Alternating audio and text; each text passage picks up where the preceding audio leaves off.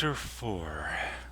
The opossum in the perfluorocarbon tank stirred, took a quick look around, then made a call on his BCI. Both Brom and Tanya saw the call notification on their HUDs. Horizon, who'd been exploring her own BCI, picked up first and subvocalized her words. Horizon. Finally, you're awake. Metrat. Tanya? Is that you? Where am I? Horizon. Relax, you can breathe. It's perfluorocarbon. It'll drain out in a few minutes. Metrat. The breathable liquid? I'd heard some planets and high-G ships use it to keep people alive. Where are you? Horizon stood up from the table where she'd been sitting and grabbed a robe. She'd already figured out how to reconfigure the smart fabric of her own into a jumpsuit using her BCI's wireless interface. She walked up to Metrat's tube and waved at him. Horizon. We got up hours ago. What took you so long? Metrat. Hours? Really? What kind of odds did you get? Horizon. Well, I got a BCI like you, also I heal fast. My bones are made out of memory metal, my reflexes are a lot faster. I can pilot this ship with my mind, blunt force barely even hurts me, and I can stay conscious in space for an hour. That's right, an hour? Really? Most spacer mods can only handle 10 minutes. Another icon in the tall menu lit up, indicating Brom had finally entered. Hey, how do you guys speak without moving your lips? They heard it both audibly and in the BCI call. Metrat. Try to think about saying it without actually talking. It's simple. Lift. Really? Just like that? Metrat. Yes, like that. Lift. You heard that? Guess I should be more careful about what I think now. Horizon. I would say so. We were just discussing our odds. What about you? Lift. I'm a lot stronger than I was before. It says there's some sort of machines in my blood. I think there's armor under my skin, and there's mention of an endoskeleton. Maybe I'm getting a new power lifter? Metrat. So it sounds like we've all got a BCI and leucosins. It makes sense considering they are supposed to have been ubiquitous in the Federation. It looks like they removed my old one completely and inserted a bank of processors running down my spine. Silvers! I could brute force my way into the Yord International Bank now. Horizon. Is that all? No, there's something here called morphic tools. The opossum held a hand up in front of his face, and before his eyes his fingers began to split open, revealing an array of small picks and graspers that changed configurations as he focused. Metrat. So I'm the engineer, Tanya's a better pilot, and Brom is muscle. You seen the rich kid and his pet bird yet? Horizon. Yes, Taurus woke us right after I did. Apparently, Lupus is our commander. Metrat closed the call after that. They just stood there in silence until his tube finished draining. Once it opened, he took the rope from Horizon and threw it on. Seconds later, it transformed into a jumpsuit and turned a more familiar dark blue shade. Run that by me again, he asked, out loud. Horizon explained what Lupus had told them about the crew dying in transit and the ship apparently designating him the new mission commander. Huh, he thought out loud. That's certainly suspicious. What? Horizon asked. You think he's lying? I'd be more worried if he wasn't, Metrat replied. Did he say what kind of odds he got? Actually, no, I don't think he did, Lift considered. The opossum thought some more. Okay, what did the simulation show you? Tanya cringed. Death, devastation, planets and ships alike left in ruin. Refugee arts going through wormholes and getting raided by pirates. I'd rather not think about it, please. Wormholes? Lift asked. All I saw was some pirates getting blown up and this ship getting launched. Huh, thought Metrat. Well, it might just be that my implants were more complicated, so it had to keep my mind occupied longer. But I saw a lot more than that. He nervously looked around the medical bay, making sure they were alone before lowering his voice. But until I figure it out, be careful what you say over the network. Any particular reason why? Horizon asked.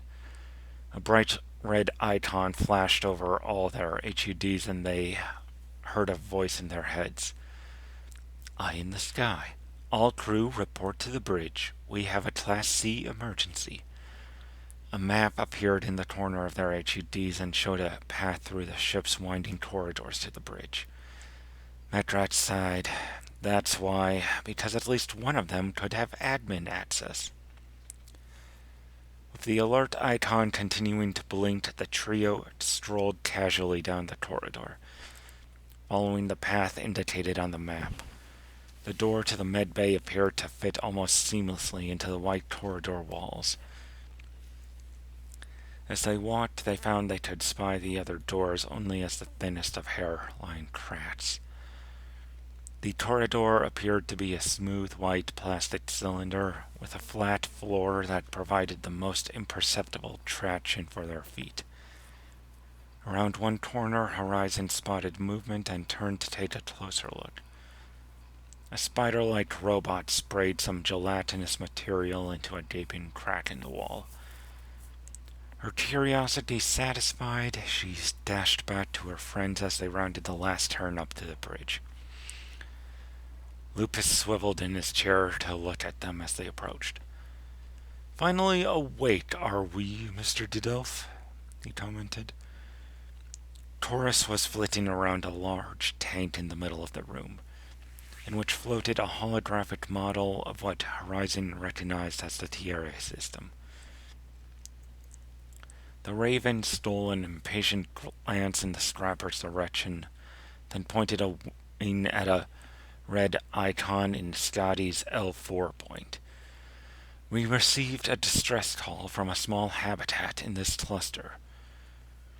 She made a gesture and a flat mechanical voice played from the speakers. This is Habitat Stoughton requesting assistance from all ships in range. We have suffered a hull breach. Estimated 10 hours, 26 minutes until complete integrity collapse. Estimated survivors 1,263. Revision 1,261.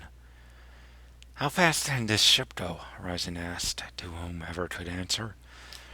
The gravity drive was capable of cruising at 297,000 kilometers per second at full power, Lupus replied. Unfortunately, with the damage it took, we can only manage a quarter that speed now. Horizon gasped.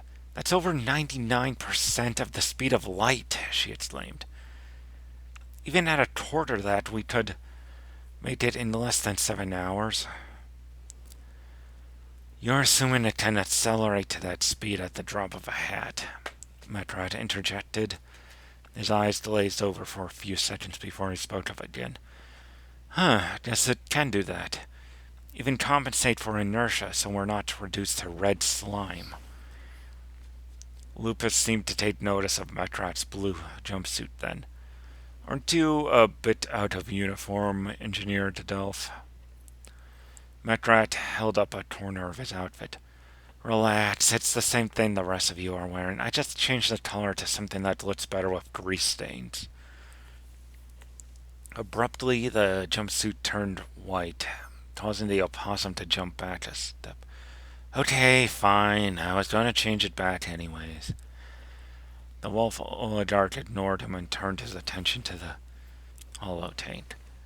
Returning to the situation at hand, should we even bother trying to render assistance to this little fringe station? Are you serious? Metrat gasped in shock. This is one of the most basic rules of spacer life. If a non-hostile ship is in danger, and it's at all possible, you render assistance. Lupus snorted and turned to his secretary. Miss Torres, would you mind explaining why that is a bad idea? She sighed and pointed to the holotank.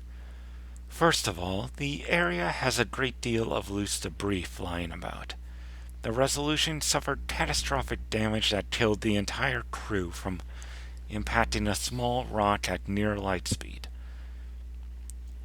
A bullet point and the word debris wrote itself on the hologram. Second, we'd be revealing ourselves and our technology to everyone in the Thierry system if we went to help.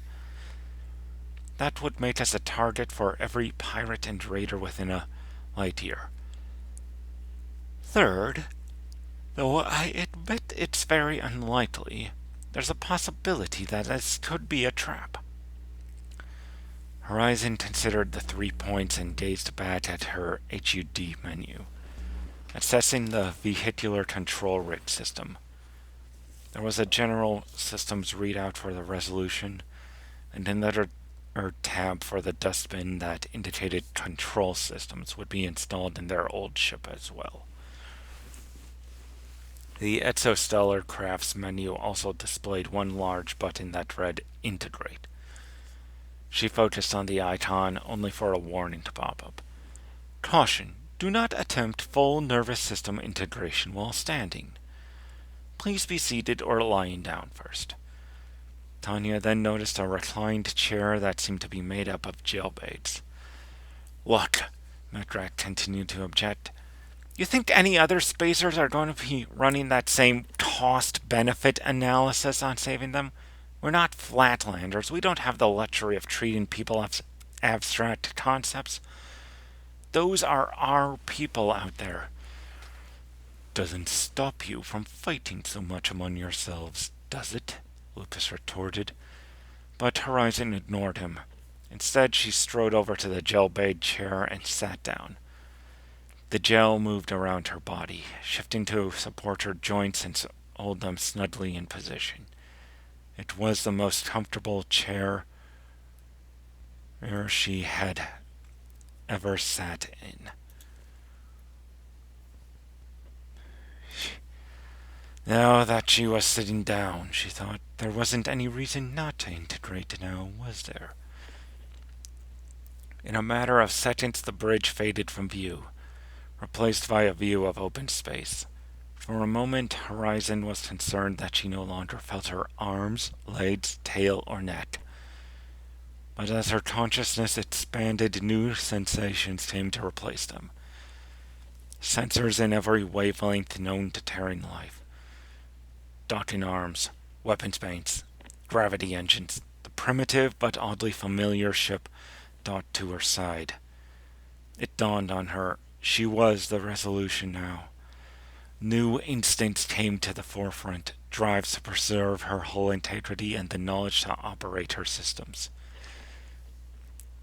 She saw the maps her sensors had made of every scrap and pebble in the TRA system and made threat assessments of the Yordian and Delogan navies. Tanya! She heard Metrat's concerned voice. Are you okay? I'm fine, Horizon reassured him. You sure? He asked again. You just laid down and went all glassy-eyed and... Why did your voice come out of that speaker? Lift added. I meant to Lawson was standing never but turning his head to where the bull was already staring. His own body was laying with each chair with the closer extremities. Horizon paused for a minute, trying to formulate. It appears I can integrate my nervous system with... It's like I am the Resolution now. Can you eat? Metrat asked. Horizon could see the icon for a moment, but wasn't ready yet to do so. But first, she pulled up the holotank's display and it was from their current position to the station in distress. My radar will give me plenty of advance warning of debris along M0.5 C. She highlighted a rock half a meter in length that curved around. And a dime. Then she added threats at the map. There was not rated higher than low out past CERT. And that can take on a JSF battle group. On the slim chance that this is an ambush, we'll be perfectly fine. I still refuse to show our hand so soon, Lupus objected again. If we appear with this sort of technology now, before we've built up our forces sufficiently, my house's enemies will target my kin. We could easily conceal our identities, Taurus added, much to Horizon's surprise. The spacesuits this ship fabricated for us can be set to hide our faces and species to a reasonable extent. And it would not hurt to have already built up some goodwill when the time comes to reveal ourselves to the system. The wolf growled softly under his breath. Tanya wasn't sure she would have picked it up without the security mites of her ship body. And how, pray tell, might we develop goodwill without revealing our identities? Easy. We use pseudonyms, Metrat suggested. I've got a couple dozen alternate identities on different networks.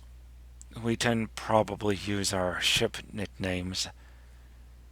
It'll be easier you to remember, at least. Though you two newcomers will probably need to think of some. Eye in the sky seems a bit unwieldy. Fine, said Taurus. How about I shorten it to I? The security camera lifted and Metrat shrugging. Lucas sighed. Fine then, I'll be Princeps. Be sure to remember that if we're really going on this mission. Helmswoman Horizon requesting permission to go underway, Princeps. Horizon requested as formally as she could manage. Princeps followed the course she'd plotted in the hollow tank with his eyes for a few moments, then nodded. If anyone asked, we're representatives of the Federation Reborn. Leave further details to me. He leaned back in his chair like it was a throne. Now go already.